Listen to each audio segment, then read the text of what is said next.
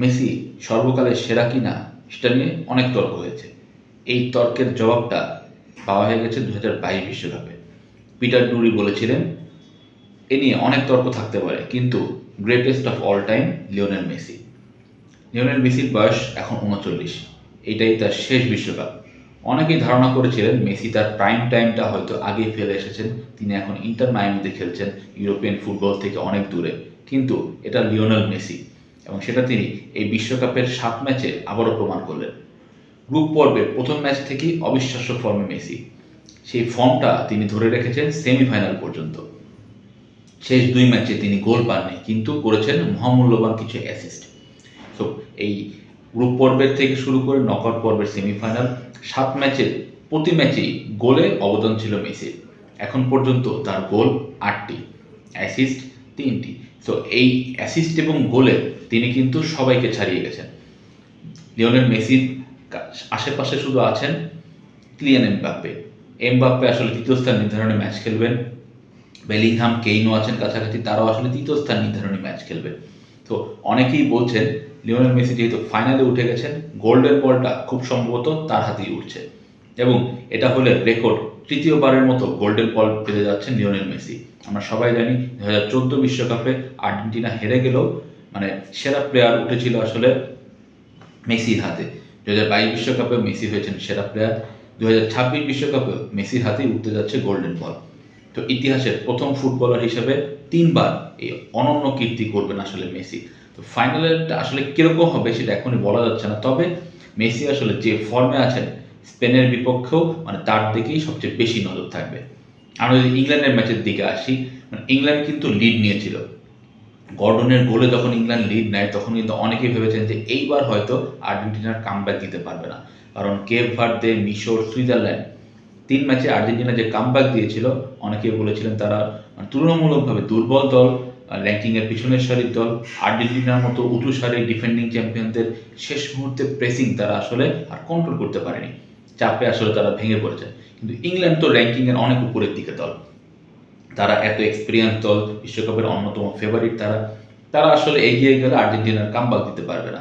কিন্তু আর্জেন্টিনা আসলে আবারও সবাইকে ভুল প্রমাণ করলো, এবং সেটাও লিওনেল মেসির কল্যাণে। আমরা সবাই দেখেছি যে মেসি আসলে মাঝমাঠে খেলেছেন ম্যাচের ম্যাক্সিমাম টাইমে, কিন্তু শেষের 10 মিনিটে তিনি বেসিক্যালি উইঙ্গার হিসেবে খেলেছেন, এবং এইখানে আসলে ম্যাচের মোড়টা ঘুরে গেছে। উইং থেকে তিনি প্রথমে ফার্নান্দেসকে পাস দিলেন, এবং দূরপাল্লার একটা শটে ফার্নান্দেস আসলে ম্যাচে সমতা ফেরালেন। যে গোলটায় আর্জেন্টিনা জিতলো সেটা কিন্তু একটা দেখার মতো গোল ছিল, কারণ লিওনেল মেসি সেই ক্রসটা দিয়েছিলেন তার ডান পা থেকে। ম্যাচের আগে জলাতান ইব্রাহিমোভিচ তিনি বলেছিলেন যে 1986 বিশ্বকাপে হ্যান্ড অফ গড এর স্বাদ পেয়েছিল ইংল্যান্ড, এইবার তারা ফুট অফ গডের স্বাদ পাবে, লিওনেল মেসির 2 পায়ের জাদুতেই আর্জেন্টিনা আসলে জিতবে। তো শেষ পর্যন্ত মেসি আসলে তার পায়ের জাদু দেখালেন, এবং অপেক্ষিত তার দুর্বল পা যেটাকে মানা হয় ডান পা, সেই ডান পায়ের একটা অবিশ্বাস্য ক্রসেই কিন্তু হেড করে লাউতারো মার্টিনেজ গোল করলেন। এবং মার্টিনেজকে নিয়ে আলাদাভাবে বলতে হয়, তাকে নিয়ে আসলে অনেক ধরনের সমালোচনা আছে। তিনি অনেক গোল মিস করেন এবং গোল করতে পারেন না, অনেক ম্যাচে আসলে তিনি ভালো খেলেন না, তাকে অনেকে লর্ডও বলেন, আর্জেন্টিনার সমর্থকরাই বলেন।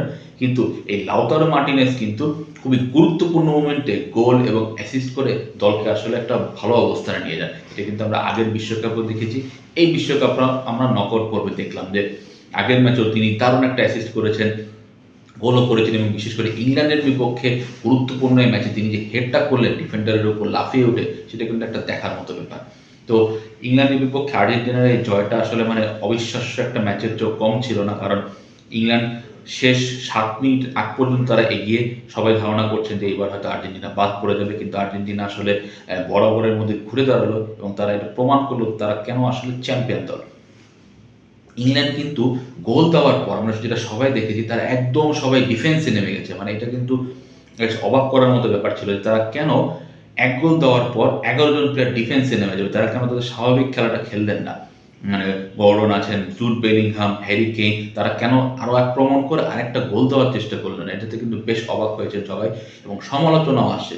টমাস টুখেল, ইংল্যান্ডের কোচ, তিনি আসলে কেন 1 গোল দেওয়ার পর আর্জেন্টিনার সঙ্গে বাস পার্কিং নীতিতে গেলেন, যেখানে তিনি দেখছেন যে আগের 3 ম্যাচেও আগে গোল করে শেষ পর্যন্ত সেটা ধরে রাখতে পারেনি প্রতিপক্ষ, কেন তিনি আর্জেন্টিনাকে এই সুযোগটা দিলেন এটি নিয়ে কিন্তু বেশ প্রশ্ন উঠেছে। সো এখন আসলে যা হওয়া সেটা তো হয়েই গেছে। আর্জেন্টিনা কিন্তু মানে কামব্যাক দিয়েছে চতুর্থবারের মতো এবং তারা আসলে ফাইনালে চলে গেছে। ফাইনালে তাদের প্রতিপক্ষ স্পেন। আমরা সবাই জানি এই বিশ্বকাপে স্পেন কিন্তু অসাধারণ পারফর্ম করেছে। এখন পর্যন্ত তারা গোল হজম করেছে মাত্র একটি। তো মাত্র ১ গোল হজম করা দল ফাইনালে গেলে তাদের প্রতিপক্ষ কিন্তু মানে দুশ্চিন্তায় অবশ্যই থাকবে। তাদের ডিফেন্স আসলে কিভাবে ভাঙা যায়। এই বিশ্বকাপে এখন পর্যন্ত স্পেনের ডিফেন্স ভাঙতে পেরেছে শুধুমাত্র বেলজিয়াম। ইভেন ফ্রান্স গত ম্যাচে সেমিফাইনালে কিন্তু যে এমবাপ্পে, ডেমবেলেকে নিয়ে সবচেয়ে ভয় পাওয়া হচ্ছিল, তাদের কিন্তু একেবারে পাত্তাই দেয়নি স্পেনের ডিফেন্স। কুকুরেয়া এবং কুবার্সি এই ২ জন আসলে ফ্রান্সকে কোনোভাবেই আক্রমণ করতে দেয়নি।